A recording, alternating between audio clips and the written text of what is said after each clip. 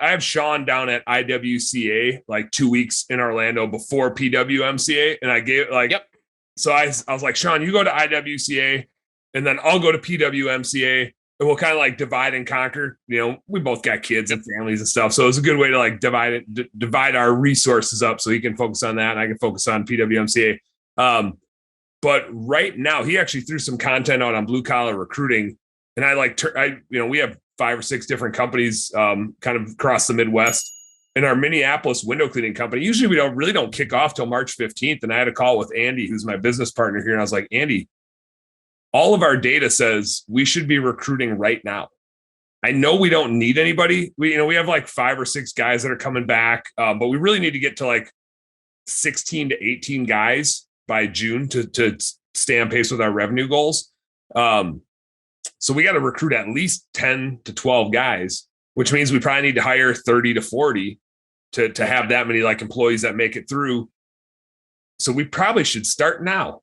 And the data all says that January is the best month to recruit, the most applicants and the least people searching for them. Now, like this January is going to be different than every other January, and that it's just going to get harder and harder year after year after year. And I don't see that trend changing until we have a massive recession. And even then, the jobs that we have aren't what people are always searching for, right? So it's like manual labor, that the demand for those jobs is generally going down. So we're going to have a hard time, which means we got to get really good at this thing.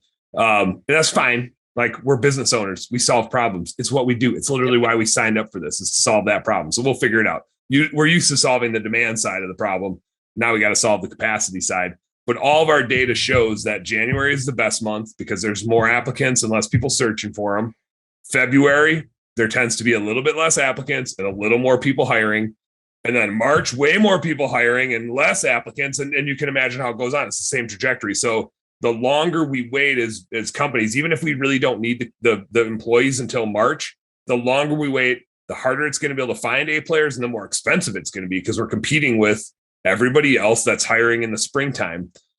And really, like, we don't want people that don't have jobs anyway. So it's not like we need to find somebody that can work tomorrow.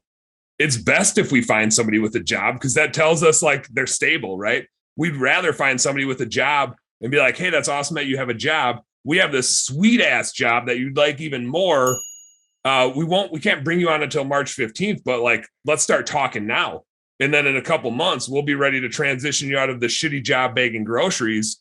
And we'll be able to pay you, $20+ an hour equivalent out pressure washing. And you get to work outside and work with your hands and make way more money than bagging these groceries or working at this restaurant, working nights and weekends, like doing, shitty stuff and taking shit from people. So we've got a pretty sexy job.